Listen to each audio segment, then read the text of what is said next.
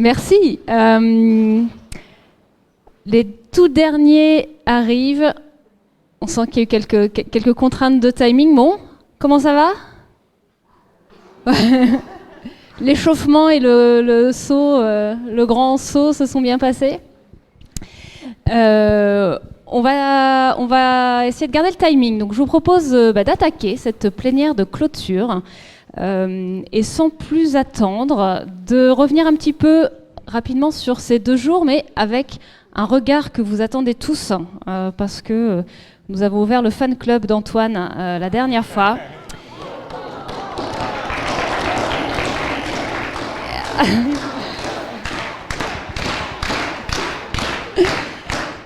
Et Antoine a bien bossé déjà. Donc Antoine, je te laisse nous présenter le fruit de ton travail, ton regard et ton stylo. Merci. Alors, cette fois-ci, j'ai pas été aussi productif que la dernière fois. J'en suis bien désolé.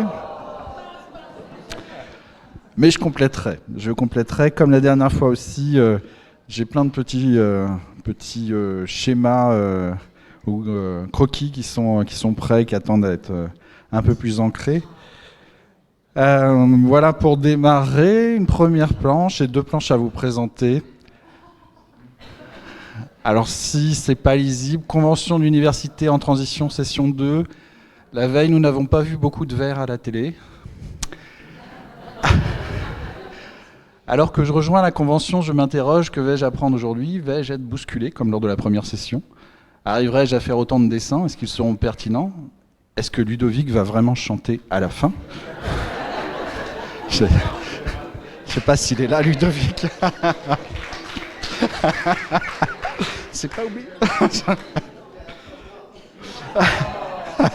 Ah, c'est le dernier.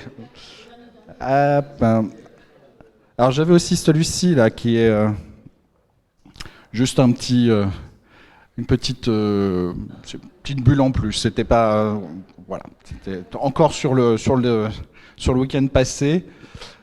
Alors cette session 2 inspirante, eh bien ça fait du bien de parler de verre et de donuts après les camemberts et les couleurs du week-end. Et donc reprenons la suite donc le démarrage effectivement de la convention. Sophie Ronan nous accueille ainsi que de nouveaux participants. Il nous annonce un voyage en 2050 puis un retour vers 2030 afin de questionner nos pratiques actuelles. Je me vois déjà monter dans la DeLorean avec le doc. Référence pour ceux qui étaient jeunes dans les années 80. Voilà. Jeune ou moins jeune, mais en tout cas qui était au moins né déjà dans ces années 80. Donc pas de retour vers le futur pour débuter, mais un présent que l'on aimerait conjuguer au passé. Nadia Al-Soleiman nous évoque les épreuves des populations déplacées, essentiellement des femmes et enfants, au travers de sa propre expérience de réfugiée syrienne. Je pense qu'elle a été un témoignage assez marquant ce matin, enfin hier matin. Voilà, j'ai pas réussi à passer à la deuxième journée, je suis désolé.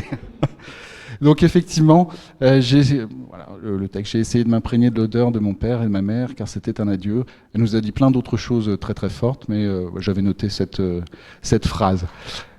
Et puis on est déjà sur un à suivre, parce qu'effectivement, vous voyez, j'ai déjà dessiné les conférencières qui suivaient. J'ai plein d'autres petites choses, mais ça va attendre que je mette ça au propre.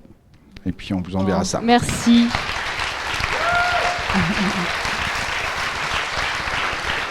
Merci Antoine, merci pour le teasing. On attend avec impatience et puis on ne manquera pas de vous les partager. Et puis pour revenir sur cette session, c'est vous qui en parlez le mieux.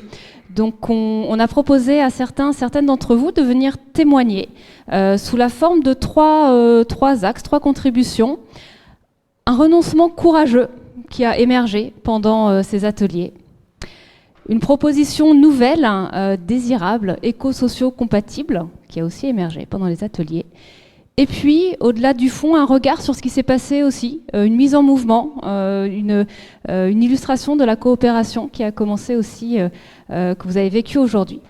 Je sais qu'il y a une petite contrainte de temps, donc nous allons commencer par Marie-Lise et Vincent, pour pouvoir libérer Vincent des macareux, qui vont nous parler d'une proposition nouvelle et désirable.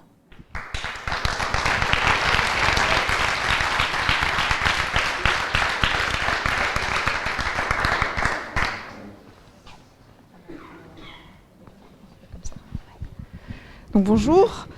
Donc nous, en effet, on représente l'équipe des Macareux. Donc on a parlé à la fin comment on pourrait construire ensemble notre campus idéal de demain. Donc pour nous, l'université doit être le lieu de l'expérimentation et de l'innovation pédagogique, c'est-à-dire expérimenter de nouvelles façons d'enseigner, d'apprendre, mais aussi d'évaluer.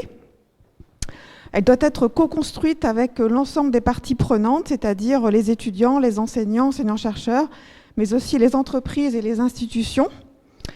On pense aussi que le campus lui-même doit être un lieu d'expérimentation de la cité de demain. Et puis donc, il y a quelques exemples qui ont émergé un petit peu plus, on va dire, peut-être disruptifs. Et je laisse Vincent en parler. Merci Marie-Lise, bonjour à tous et à tous, j'espère que vous avez passé une bonne journée. En effet, nous, dans une idée qu'on a eue avec les différents groupes, et qui est un peu en rebond avec ce qu'avait dit ce matin Monsieur Tadei, en disant que un des rôles de l'université, ce serait de préparer à des métiers qui n'existent pas. On s'est dit peut-être qu'il serait intéressant, c'est de créer une sorte de licence mystère, pourquoi pas même une licence master mystère, qui aurait pour principe et pour seule ambition de permettre à des étudiants de commencer une formation qui serait pluridisciplinaire, mais qui serait fabriquée par eux et pour eux, qui serait évidemment au départ coopérative et qui leur permettrait d'aller mobiliser, d'aller butiner en fait dans l'écosystème universitaire avec toute la richesse qu'offre l'université par département, par laboratoire de recherche, et comme ça, de fil en aiguille, de donner vie à leur parcours pédagogique, leur parcours de formation idéal. On fait le pari qu'ils développeraient certainement des compétences qui sont peut-être invisibles, qui ne rentreraient pas dans un diplôme, mais peut-être dans un polyplôme. Et que ce serait peut-être l'occasion peut-être de mobiliser à la fois évidemment les cobayes qui font partie de cette expérimentation, mais aussi l'ensemble des parties prenantes de l'université, des établissements composantes, et puis de faire promotion et de faire savoir et finalement de faire université avec tout ce que ça implique en termes d'essaimage, de rayonnement et d'envie de se dépasser. Voilà.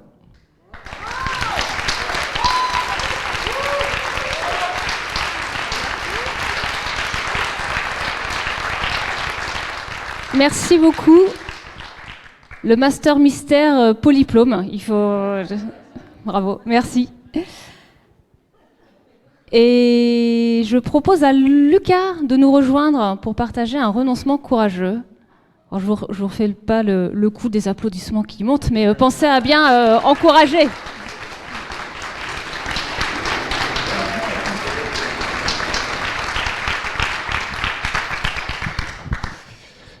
Bonjour à toutes et à tous. Vous m'entendez bien, c'est bien ?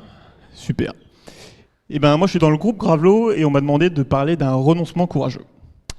Donc, cet après-midi, j'avais un débat houleux avec deux de mes camarades, dont je ne vous citerai pas le nom, mais sachez que l'un est président de l'Université de Rennes.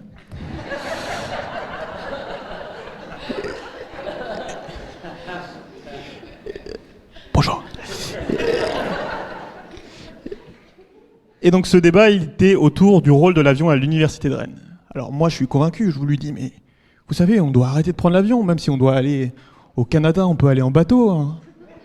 Ça prendra des heures, ça prendra des semaines, mais ça peut se faire. Et ce président de l'Université de Rennes me regarde et me dit, non mais c'est pas sérieux, le bateau, c'est pas assez rapide. Et donc là, je me dis, mais comment est-ce qu'il peut penser comme ça ? Pourquoi est-ce qu'il pense comme ça ? Et moi, je me dis, mais je suis convaincu, je sais que je suis convaincu, je sais que je pense bien. C'est moi qui pense bien, là. On doit arrêter de prendre l'avion parce qu'on sait, hein, Paris-New York, c'est 1 an de consommation de CO2, donc on doit arrêter de prendre l'avion. Et là me vient en tête une chose, je me dis, mais pourquoi est-ce qu'il pense comme ça ? Et me vient en tête une autre chose, pourquoi moi je pense comme ça ? Pourquoi j'ai autant de certitudes, en fait ? Alors, oui, j'ai été formé, alors on a eu des super conférences, mais pourquoi moi je pense comme ça ? Et en fait, cette question, elle a résonné dans ma tête une bonne dizaine de minutes, et elle a fait écho à l'actualité. Je me suis dit, pourquoi on peut voter pour des députés, une centaine de députés, qui ont des propos homophobes, sexistes, xénophobes ?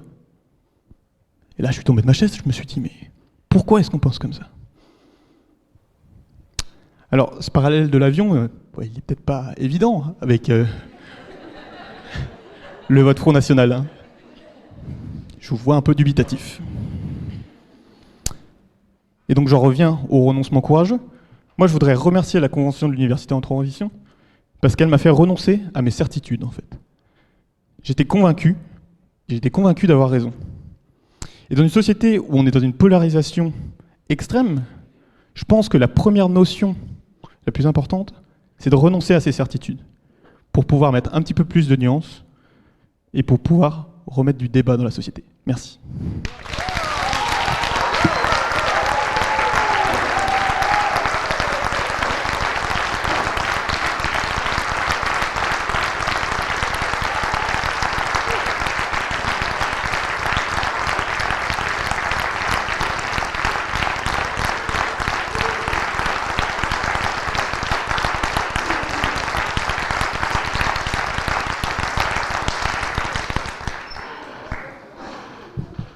Bon, j'espère que vous avez compris qui était le président de l'Université de Rennes.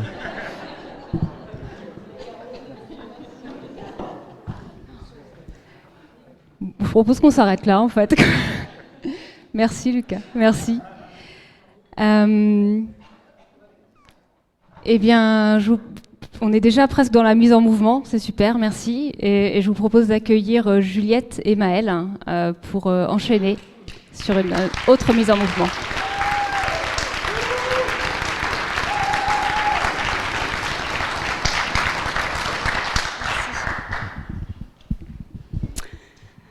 Alors, passer après Lucas, c'est un défi. Petit à petit, moi aussi, je renonce à certaines certitudes. Nous, sur notre mise en mouvement, alors moi, ce que j'ai vécu, c'est que la première session, il y avait une prise de conscience sur les urgences climatiques. Et donc, moi, ça m'a donné envie d'agir assez rapidement. Et puis là, la fresque qu'on a fait hier après-midi, c'était la prise de conscience des interactions. Toutes ces interactions nécessaires si on veut changer en fait notre écosystème. Donc voilà, plein d'envie d'agir. Et puis, en fait, j'ai compris qu'il fallait lâcher prise. Ce que notre collègue de la SNCF disait ce matin, et qu'en fait, pour se mettre en mouvement, il faut d'abord lâcher prise par ce processus que vous nous proposez dans la Convention. Et c'est pas évident. On est une société de la performance, on a envie d'agir avant d'être sur ces temps de partage. Voilà. Voilà, donc moi c'est ça que je retiens, prise de conscience des interactions, la nécessité de travailler, d'avancer ensemble et la notion de la collaboration. Je te laisse la parole. Merci, bonsoir à tous. Alors c'est vrai que Lucas nous a mis une grosse pression, puis moi je pensais que je présenterais mon petit retour d'expérience devant 10 personnes, et en fait vous êtes 140, mais c'est pas grave, c'est super sympa de vous voir tous. Donc moi je viens pas de l'université, donc j'ai un peu ce regard extérieur, et c'est vrai que moi ce que j'ai constaté sur la culture de la collaboration, c'était un choc des cultures entre cette méthode qui est très timée, avec des consignes, avec un parti pris qui est fort, et une culture de l'université, de la recherche, du débat, de la remise en question, de l'esprit critique qui vient un peu se confronter à cette méthode et à un chemin qu'il faut que l'on suive coûte que coûte pour quand même réussir à avancer. Et ce que je trouve beau, c'est que, alors moi, j'étais pas là à la première session, mais entre hier et aujourd'hui, on s'est quand même, tout le monde n'a pas forcément adhéré, mais on s'est tous mis dans ce mouvement on sait pas pourquoi on fait ça pour l'instant, mais on le fait, et finalement, on se rend compte que ça produit quand même des choses, et que on va vers de l'action petit à petit, bien sûr, on n'y est pas encore complètement. Mais voilà. Et ce que je trouve super, c'est que tout ça, ça se fait dans une sincérité qui est vraiment super, même si parfois on est perdu, parfois on est dubitatif, parfois c'est ça, on se questionne, et on se le dit, et du coup on peut avancer ensemble dans la sincérité, et ça c'est super. Donc bravo à tous et à toutes.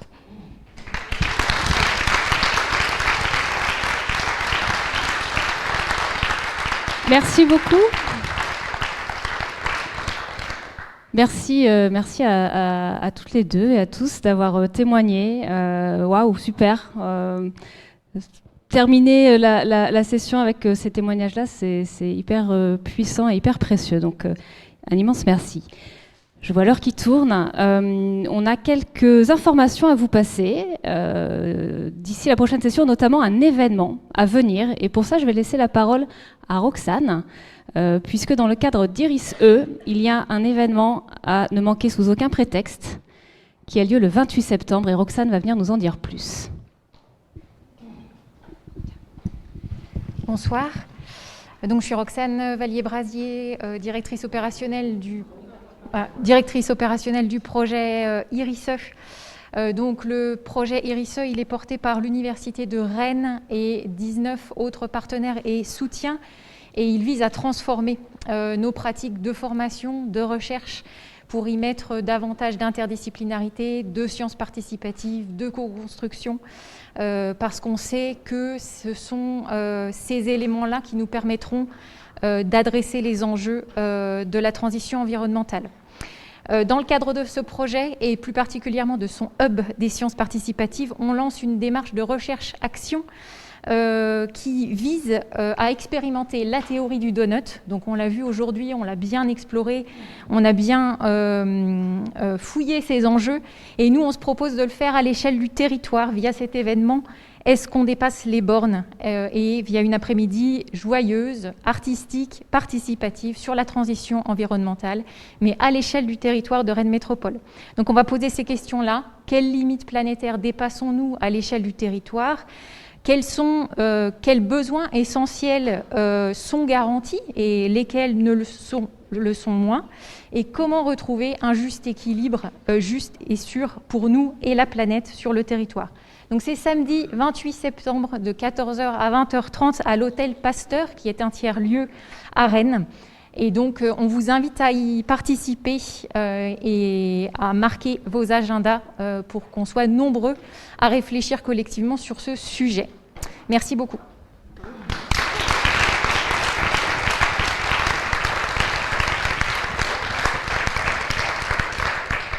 Merci Roxane. Et puis le 28 septembre, ce sera juste avant début octobre. Et donc ce sera juste avant la session 3. Ce sera un bon moyen de se chauffer. D'ici la prochaine session, qu'est-ce qui va se passer ? Déjà, vous allez recevoir quelques informations complémentaires. Donc surveillez votre boîte mail. Vous retrouverez le questionnaire post-session. Je compte sur vous pour prendre le temps d'y répondre. Et puis les ressources sur le modèle de ce que vous avez pu avoir à la fin de la session 1, avec les replays, avec les supports, avec les synthèses des conférences, avec des lectures complémentaires, et des ressources aussi préparatoires pour la session 3, puisqu'on l'a évoqué tout à l'heure. On aura un point d'étape avec un état des lieux de où on en est sur différents projets, groupes de travail, et on va faire en sorte de vous donner un maximum d'informations en amont de cette session. Et puis, il y a cette période d'intercession avec plusieurs rendez-vous que l'on vous propose. Alors, d'abord, il y a vos propres initiatives à destination de vos équipes.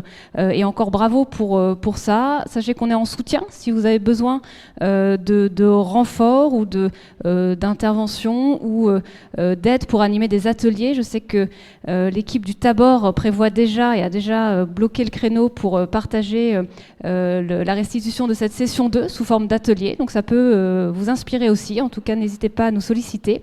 Un webinaire intercession avec votre équipage et facilitateur pour garder le contact. Et puis, comme Eric l'annonçait, on va organiser aussi en septembre un webinaire à destination de la communauté universitaire, donc plus largement, pour partager cette convention, pour partager les premières étapes et donner à voir à l'ensemble de la communauté. Je vous rappelle le contact qui est là, si besoin, pour nous contacter, partager nos idées. Et puis, encore merci et bravo pour tout ce que vous avez produit aujourd'hui, pour vos questionnements, pour vos remises en question, pour cet espace de débat que vous ouvrez en toute confiance, écoute, et avec je pense ce cadre de coopération qui est en train de se mettre en place. Donc c'est un vrai plaisir de vivre cette deuxième session à vos côtés. Bravo encore aux facilitateurs, aux coachs, et merci d'être là à nos côtés. Et toute l'équipe qui est derrière, en back-office, qu'on ne voit pas forcément, mais il y a beaucoup de monde qui œuvre pour que la convention vive et se démultiplie. Voilà.